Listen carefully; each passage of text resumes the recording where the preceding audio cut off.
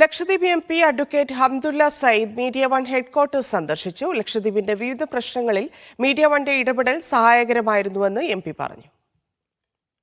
MP ആയ ശേഷം ആദ്യമായാണ് അഡ്വക്കേറ്റ് ഹംദുള്ള സയ്യിദ് കോഴിക്കോട് എത്തുന്നത്.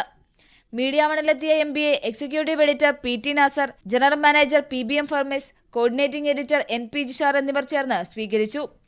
മീഡിയ വൺ മാനേജ്മെന്റ് എഡിറ്റോറിയൽ അംഗങ്ങളുമായി MP കൂടിക്കാഴ്ച നടത്തി.